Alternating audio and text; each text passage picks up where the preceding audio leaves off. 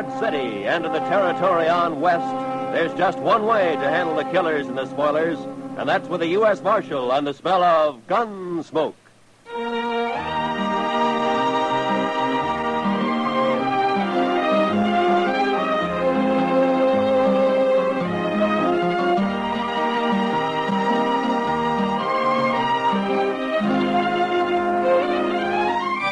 Gunsmoke, starring William Conrad. The transcribed story of the violence that moved west with young America. The story of a man who moved with it. Matt Dillon, United States Marshal.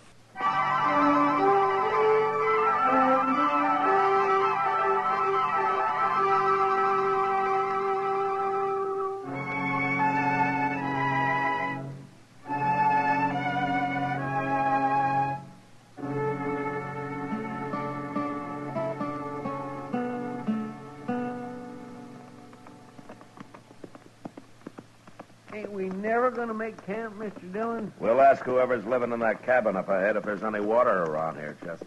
Most likely there ain't. These settlers put up a cabin just anywhere and then start praying for rain. Oh, we could have camped back on Smoky Hill River. No, sir. I'd rather go dry. Just as long as we make Dodge by tomorrow night. We'll make it.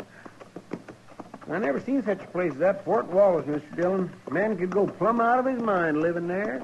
Well, they don't build army posts for pleasure-loving people like you, Chester. I've been in the Army. No? Like it? Well, sir, we didn't always see eye to eye, me and the Army, but at least I didn't get killed. Well, that helps. I'll bet you look pretty bold in a uniform, Chester. Oh, my, yes. I surely did. I wonder if there's anybody home here. Hello? Place looks deserted, Mr. Dillon. Yeah. Here, hold my horse, Chester. I'll take a look. Yes.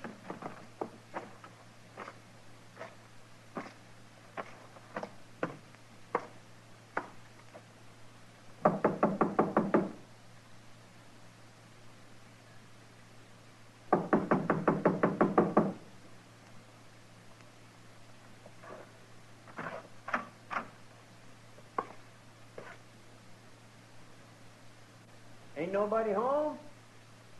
There's a man in here, Chester, lying on the floor. What? He's dead. Somebody killed him.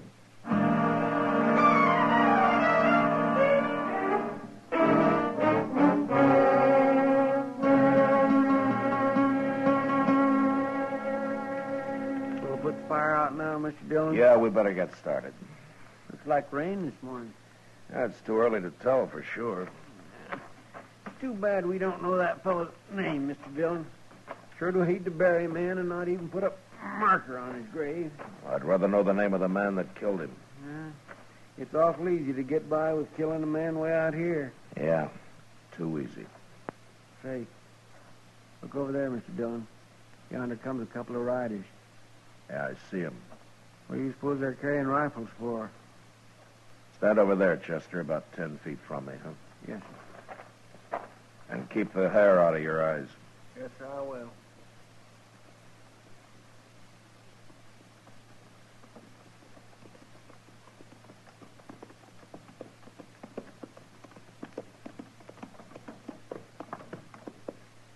What are you men doing here? Do you own this place? I wouldn't live in a shack like that. We got a real house over on Turkey Bend. But that don't answer my question, mister. What are you doing here? We found a dead man in the cabin there last night, so we stopped to bury him. A dead man? That must have been Riley. What happened to him? He got shot. Who'd have shot a nice fellow like Bob Riley? Maybe they done it, Deaver. They probably did. You think we ought to hang him? It'd be easier to shoot him and leave him here as a kind of a warning. Yeah. Good idea, Giles. You move that rifle 1 inch, mister, and you'll die for it. Now go ahead, mister. You're calling it. It ain't worth a chance. All right, mister. Whoever you are, you and your friend get mounted and ride out of here. You're Giles, huh? And Deaver? That's right. We don't want people around here. Might get an idea to settle down. Now, you two start riding, and right now. Chester, Yes? that coffee you made this morning was weak as well water. Get that fire going again and build some more, huh? Okay. Sure got a lot of nerve, mister. He don't even blink. Deaver, look at him. We'll be by here later, mister. We won't ride up so close next time. You better be nowheres around. Come on, child.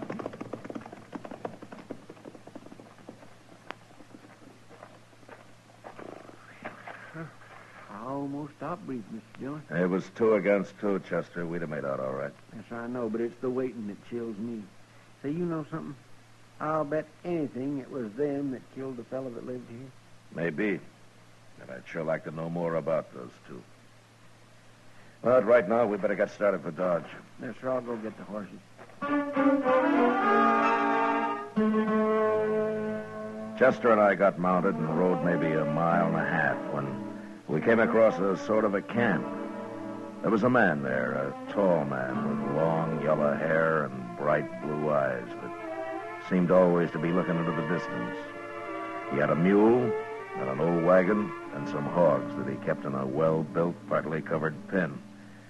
But he hadn't put up a shelter of any kind for himself, and it didn't look as though he was about to. We got down and walked over to where he was standing by a small fire. Sit down, man. I got no coffee, but you're welcome to that pot of chicory. There's a spoonful of molasses in it. Well, thank you, but we just stopped to say hello. No need to hurry off, mister. My name's Obie Ridgers. Glad to know you, Richards. I'm Matt Dillon, and this is Chester Proudfoot. How do you do? I don't meet many people out here. Are you raising hogs? All my life. Not here, though. Well, where do you live, Ridgers? You got a house somewhere? Ain't lived in a house since I was 9 years old. I like it outside. I need to breathe. Well, you're outside here, all right. And I ain't gonna move no matter what they say.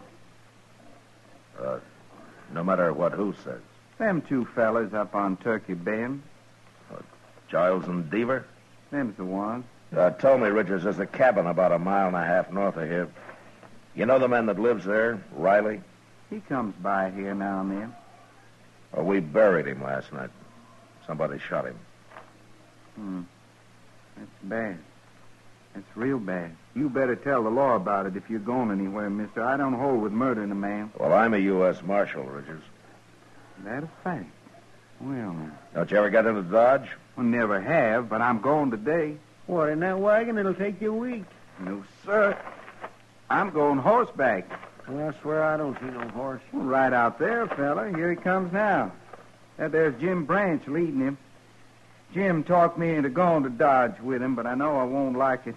I'm just doing it for Jim's sake, kind of coddling him along, make him feel good. Where does this Jim Branch live? He's got a little place over west of here somewhere. Jim's nothing but a cowboy, Marshal. He'll be drifting on one of these days, kind of like me that way. Hello. Got company, Jim. You ready to go, Obie? I'm all dressed up like a sore thumb, can't you see? What'd you do, change your socks? This here's a U.S. Marshal, Jim. I forget his name. My name's Matt Dillon. I'm glad to know you. I'm Chester Proudfoot. Well, how'd you do? You heading for Dodge, Marshal? Yeah, we'll ride in with you if you like. Good. It's a big day. I've been talking Obie into going to town for 3 months. He claims he don't like towns. Wait till he sees Dodge. I'm happy right here with my hogs. I don't need no town. Your hogs won't miss you. Well, let's get started. I gotta be back in 3 days, Jim, like you promised. Them hogs will starve if I ain't. You'll be back. Oh, say. What? The marshal here tells me Riley got shot. No. There's Giles and Deaver done it. Now, wait a minute, Richards. It looks like they did it, but if I could prove it, I'd be taking them in for trial right now. Well, it's too bad you can't, Marshal. They're no good, them fellas. Well, I can wait. They'll make a mistake sooner or later. But we better get going. It's 60 miles to Dodge.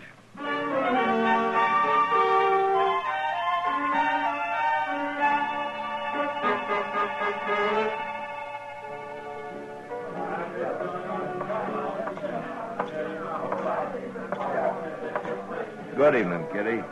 Sit down, Matt. You want a drink?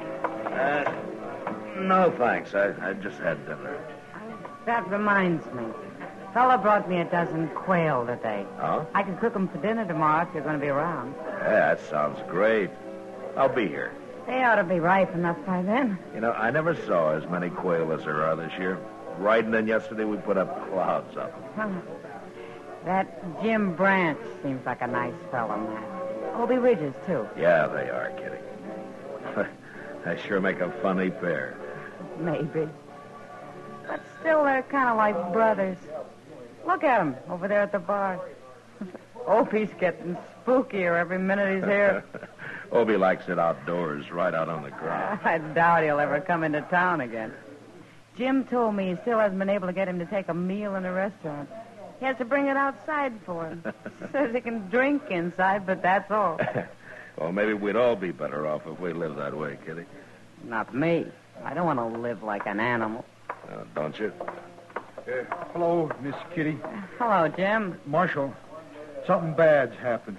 What, Jim? Well, this fella here just rode into town from up north.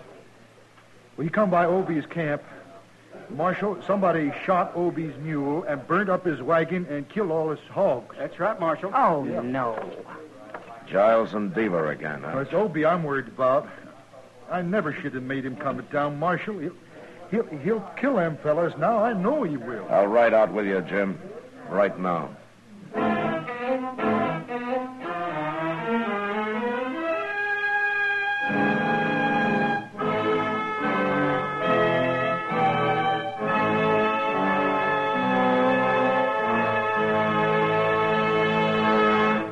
We will return for the second act of Gunsmoke in just a moment. But first... This coming Tuesday night on most of these stations, CBS Radio turns John Lund loose on his latest case of yours truly, Johnny Dollar. In the Woodward Manila matter, Dollar launches a search for a missing man and a missing fortune. And when the chips are all totaled up, the missing man and the missing money, each somewhat depleted, are accounted for. Don't forget, this Tuesday night at the Star's address, yours truly, Johnny Dollar. Now, the second act of Gunsmoke.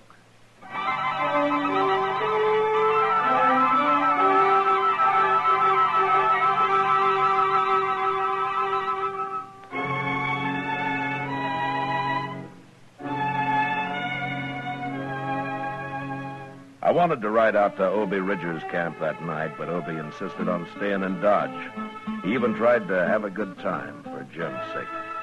Next day, however, on the ride up, he just sat his horse and stared straight ahead and never said a word. We reached his camp after dark, and we could see his mule and his hogs lying there in the moonlight, and the remains of his wagon, charred and ghost-like. There was nothing we could do then, so we lay down on the ground and went to sleep. But that was our worst mistake, as I discovered when Chester woke me next morning. Obie had disappeared, and he'd taken his rifle with him. We saddled up and rode for Turkey Bend. How much farther is it, Jim? Just beyond them trees, Chester. I told you Obie was going to kill these fellas, Marshal. Well, maybe they're not here. If they're not, he'll find them. Let's pull up.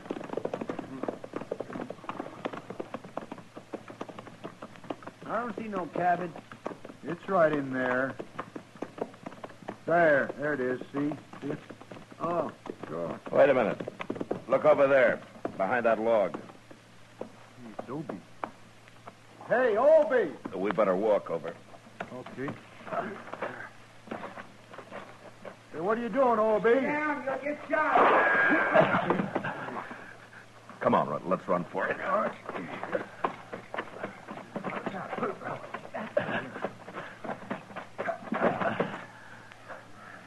Deaver in there. I got him trapped. Look, Obie, I'll handle this. You can't kill these men. I done killed Giles already. That's him laying right by the door over there. Oh, Obie, you Blew did. the top of his head off. Obie, I gotta put you under arrest. Now, give me your rifle. Wait till I kill Deaver. I can't hang twice. Give me that rifle, Obie. Now. You mean it, don't you? I do. All right, I won't fight you. Yeah. But I'd sure like to kill Deaver. Chester, take this rifle and keep an eye on him. I'm going after Deaver. Yes, sir. He'll kill you, Marshal. No. He'll be too curious at first. I'll walk over there with my hands up. But you wait here till I yell.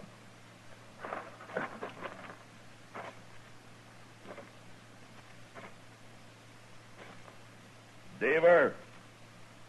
Don't shoot. I want to talk to you. That's far enough. Come outside. Obie's under guard. He won't shoot. I'm a U.S. Marshal, Deaver.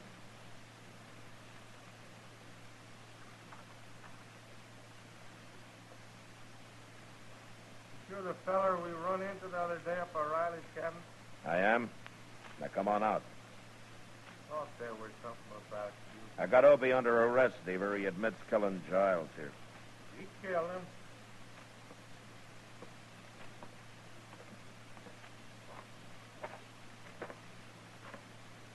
Did you and Giles slaughter his mule and his hogs? There's no reason to murder a man. No. No, it isn't. But tell me about you. Did you murder Riley? Well, wait a minute, You're Mark. going back to Dodge with us, Deaver. Oh, no, not me. Keep your hand away from that gun. Let's see how good you really are, Marshal. No!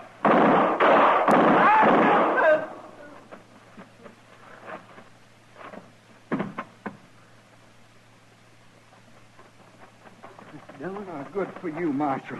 Good. You killed him. Now they're both dead. Yeah, they're both dead. But you murdered one of them, Obie. Jail. I can't go to jail, Marshal. I'd go crazy. I'd go crazy in jail, don't you understand? I can't go to jail.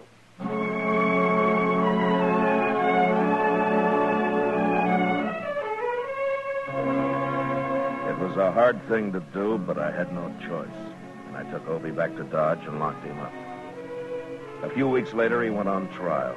And after long deliberation, the judge sentenced him to life imprisonment.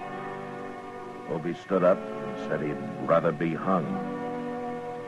Then I took him back to jail. And I sat there with him for a while. I thank you for everything you said, Marshal. You didn't have to do that.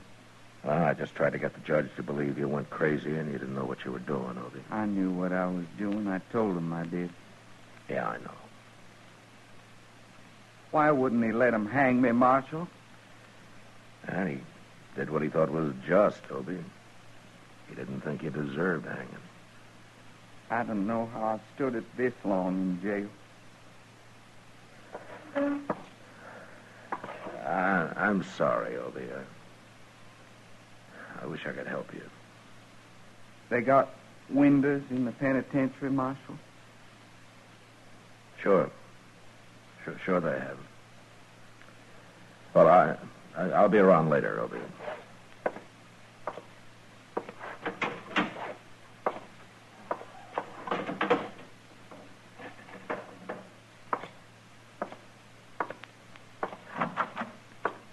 How's it taking it, Mr. Dillon? It's pretty hard on him, Chester. Where's Jim Branch, anyway? Oh, my, I ain't seen him since the trial was over. Well, maybe he'll come around later. I'm going to supper with Doc, Chester. We'll be at Delmonico's. All right, sir.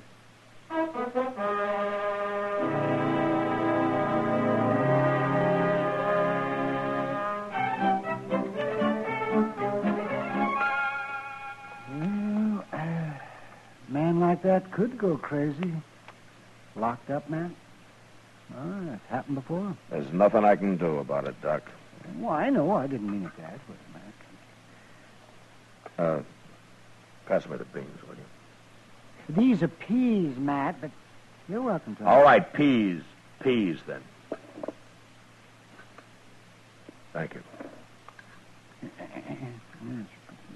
Well, why don't you take a vacation, Matt? You know, go back east somewhere, kind of like St. Louis or Kansas City or someplace like that. Maybe I don't like towns either. Well, that's just what I mean. You need a vacation, all right. Oh. Yeah? Well, if I were a rich croaker, maybe I could take one. Rich croaker. Croaker? Oh, man. Oh, croaker, man, how could you say... All right, Matt, Doc. would you go... Take it easy, Doc. You'll bust something. It's a fine thing when a mere policeman can insult the noblest profession known to man. I was insulting you, Doc, not the profession. Oh, croaker. Oh, I might have known what it'd be like having supper with you tonight. I'll buy you a drink after, huh? How's that? Well, I don't know. Well, I'll think about it. Mr. Dillon, What's the matter, Chester? Obie Ridgers, he's dead. What? I heard a shot out back, and I run into his cell, and he was laying there dead. There's a gun on the floor. I don't know where he got hold of it. You better come look.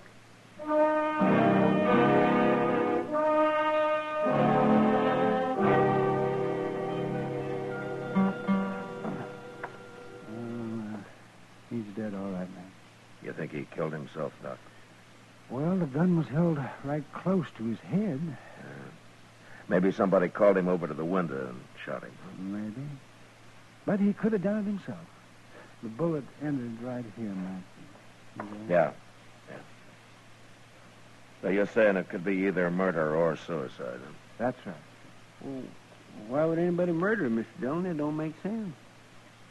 Well, it could be somebody who understood how Obie felt about being cooped up the rest of his life, Chester.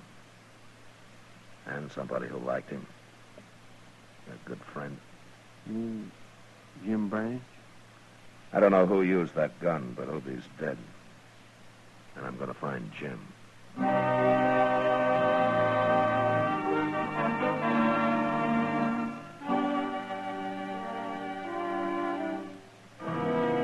Jim Branch wouldn't talk one way or the other. So I charged him with both murder and abetting a suicide, and he was brought to trial. The trial didn't last long due to lack of evidence, and Jim was free. He left the country soon after, and I never heard of him again. And as Kitty had said, he and Obie were kind of like brothers.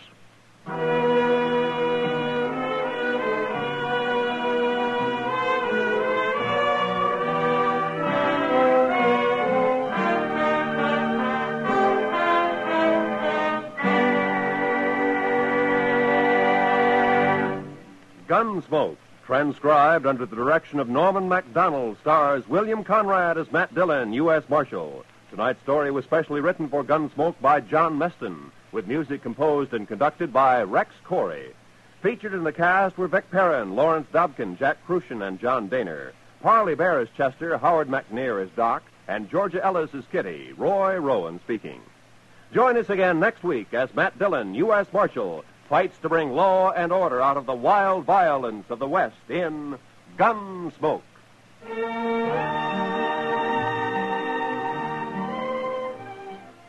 From all corners of the globe comes the news, edited and reported for your listening pleasure on CBS Newsroom Sunday Desk, every Sunday afternoon on most of these same CBS radio stations.